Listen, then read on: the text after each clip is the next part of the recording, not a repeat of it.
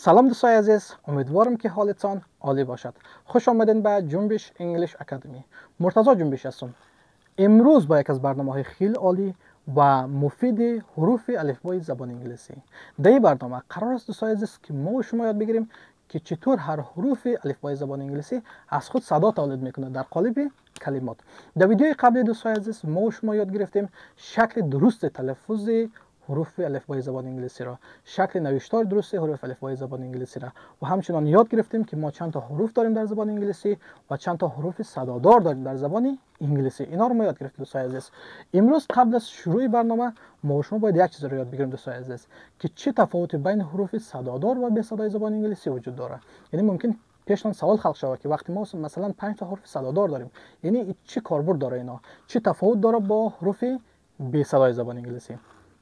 دوستای عزیز، در اول ما چند تا حروف صدادار داریم؟ ما 5 تا حروف صدادار داریم در زبان انگلیسی. کدام ها هستند؟ A, E, I, O و U. 5 تا حروف صدادار در زبان انگلیسی. حالا یک از تفاوت های بین حروف صدادار و بی صدای زبان انگلیسی چیست دوستای عزیز؟ که حروف صدادار از خود چندین تا صدا تولید میکنه. مثلا ما داریم A از خود صدای آ را تولید میکنه دوستای عزیز، صدای ا را تولید میکنه و همچنین صدای ای را تولید میکنه. یعنی یک A صدای آ را تولید میکنه، صدای ا را هم تولید میکنه، صدای ای را هم تولید میکنه. همینطور ای، آی، او و یو هم از خود چندین تا صدا تولید میکنه. جمله حروف صدادار زبان انگلیسی. اما حروف بی صدای زبان انگلیسی دوستای عزیز، قسمی که میبینین بی از جمله حروف بی صدای زبان انگلیسی تنها صدای بی را تولید میکنه، صدای بی را. پس این یک از تفاوت های حروف صدادار و بی صدای زبان انگلیسی. یک از دومین تفاوت بین حروف صدادار و بی صدای زبان انگلیسی چه دوستای عزیز؟ حروف صدادار انگلیسی که است با گلون تلفظ میشه. یعنی ما با گلون به صورت آزاد تلفظ میکنیم، برای صدای ما را بند نمیکنه. به طور مثال دوستای ببینید A E, E, I, O و U. اینا دوستای عزیز ببینید با گلون تلفظ میشه. و یا به عبارت دیگر بگوییم با لب و زبان ما کار نداره. اما برعکس حروف بی صدای زبان انگلیسی با لب و زبان ما تلفظ میشه و راه صدای ما رو بند میکنه. به طور مثال ببینید دوستای عزیز B, C, D. اینا دوستای عزیز یعنی حروف به صدای زبان انگلیسی با لب و زبان ما تلفظ میشه و حروف چی؟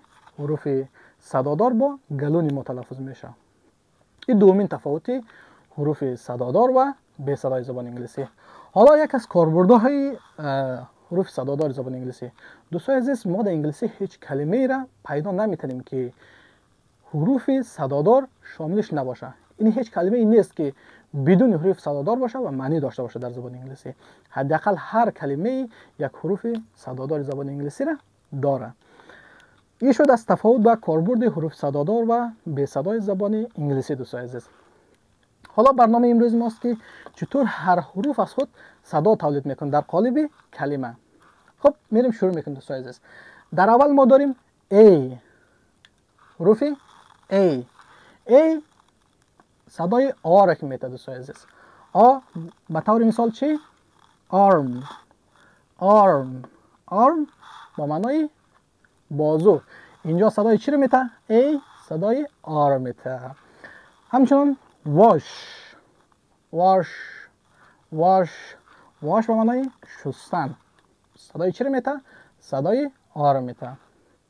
اینجا دوستای عزیز A صدای چی رو میده؟ آ را میده. صدای چی را؟ آ را میده. پس ببین فن به معنای چی دوستای عزیز؟ پنکه. همچنان طرفدار هم میشه. دومی چیست دوستای عزیز؟ مثال دومی من به معنای چی؟ مرد. اینجا هم چی را میده؟ صدای آ را میده. یک قاعده معمولی رو دوستای عزیز در نظر داشته باشین. وقتی که حرف A بین دو تا حرف بی صدا قرار میگیره، یعنی قبل از حرف A و بعد از حرف A چی باشه؟ حرف به صدا می باشه معمولا حرف ای صدای چی میته؟ ا میته. یعنی معمولا است دوستان، برای همیشه نیست. مثل من، فن، اینا چی هستن؟ صدای ا میته دوستان عزیز. همچنان ای صدای ای را میته. مثل چی؟ کیک. کیک همون کیک در فارسی هم دوستان عزیز، ما در فارسی هم میگیم کیک. پیپر، پیپر، پیپر همون کاغذ دوستان عزیز، کاغذ که برایش می نویسیم. ریز، ریز، ریز به معنای چی؟ نجات و یا مسابقه هم میته دوستان عزیز. حالا اینجا یک قاعده وجود داره دوستان عزیز، میگم معمولا وقتی حرف ای بین دو تا حرفی چی به صدا قرار میگیره و بعد از حرف به صدا کلمه ای میآید، چی حرف ای میآید، چی میشه؟ ای ما صدای ای را میته. ببین مثل کیک، سی هم چی است؟ به صداست و کی هم به صداست. بین دو تا حرف به صدا قرار گرفته و بعد از کی چی است؟ ای آمده. اینجا صدای ای را میته، مثل کیک، کیک. اینجا ریس، ریس عین چیز است دوستان عزیز، بین دو تا حرف به صداست و بین بعد از سی ای آمده. ریس اینجا صدای ای را میته. همینطور لیک دریاچه، لیک دریاچه و یا مک ساختن. دیگری داریم دوستان عزیز بی، بی صدای بی را میته، بی صدای بی را میته. مثل بک، کیف، بک کیف. بس که ما در فارسی هم بریش چه میگیم؟ بس میگیم. خب دیگه داریم دوستان عزیز حرف سی. حرف سی گاهی اوقات صدای کاف میته و گاهی اوقات صدای سی نمیته. اینجا ببینید دوستان عزیز در اول صدای سی نمیته. ببینید کار، کار موتر، کار، کار. کلاس، کلاس، کلاس، کلاس همون کلاس و یا صنف. حالا ببینید دوستان عزیز اینجا سی ما صدای سی نمیته. چی وقت صدای سی نمیته؟ ای به گوشک نوشته کنید دوستان عزیز، هرگاه بعد از حرف سی ما، هرگاه بعد از حرف سی ما آی، ای و وای بیاید، سی ما صدای چی میته؟ سی نمیته. ببینید دوستان عزیز مثل سنتر، سنتر به معنای مرکز، سنتر به معنای مرکز. ببینید بعد از سی ای آمده، اینجا سی ما صدای چی میته؟ سی نمیته. سنتر. اینجا دوستان عزیز ببینید قبل از بعد از سی ما آی آمده، اینجا صدای چی میته؟ سی رو میته. سیدی، سیدی، سیدی به معنای شهر. همچنان دوستان عزیز ببینید بایسیکل، بایسیکل، بایسیکل هم بایسیکل دوچرخه، بایسیکل، بایسیکل. ببینید بعد از سی حرف وای آمده، اینجا صدای چی رو میته؟ سی رو میته دوستان عزیز. دوستان عزیز دیگه داریم حرف دی را. دی صدای چی رو میته؟ دال میته. به طور مثال دور، دور به معنای دروازه. دیگه داریم حرف ای را. ای از جمله حروف صدادار است دوستان عزیز که اینجا دو صدا رو میته، یک صدای ای را، ای. به طور مثال اک، اک تخم، تخم مرغ. گت، گت، گت به معنای گرفتن.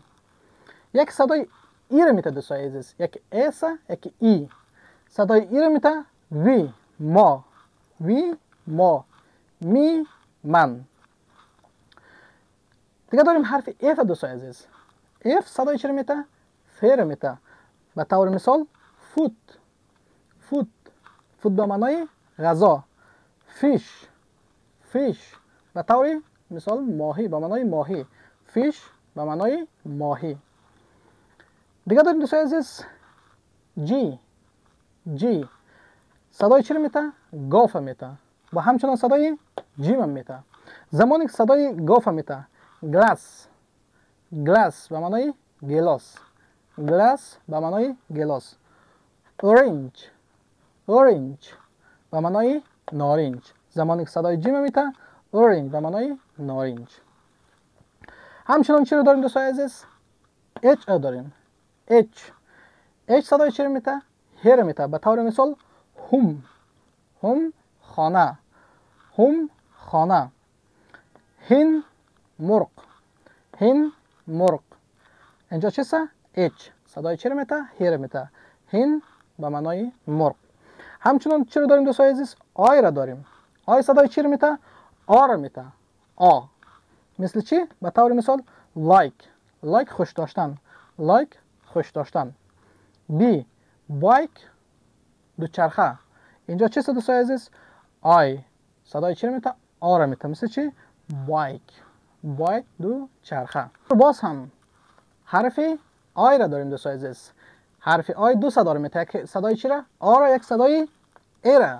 به طور مثال bird پرنده. یکی داریم دیگه داریم صدا چی را؟ حروف جی را. جی صدای چی را میته؟ جیم را میته. به طور مثال jump پریدن. دیگه داریم حرف کی را. حرف کی صدای چی را میته؟ صدای کاف میته. به طور مثال kettle به معنای دیگچه و یا آب گرم کن. همچنان حرف ال را داریم دوستان عزیز. حرف ال صدای چی را میته؟ صدای لام را میته. در به طور مثال لک دریاچه. دیگه داریم حرف ام را. حرف ام صدای چی را میته؟ میم را میته دوستان عزیز. به طور مثال مانکی شادی و یا میمون. مانکی. خب حرف ان را داریم. ان صدای چی را میته؟ صدای نون را میته. به طور مثال نیم اسم. همچنان حرف او را داریم دوستان عزیز. حرف او صدای چی را میته؟ صدای او را میته. به طور مثال اورنج به معنای نارنج.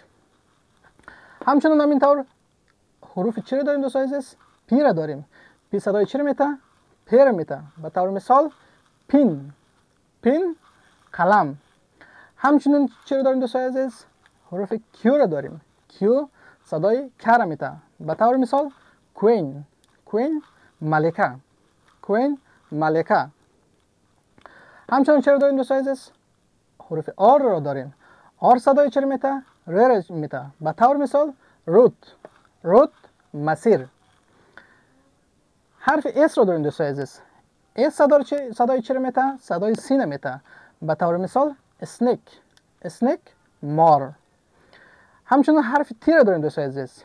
حرف تی صدای چی را میته؟ تی را میته.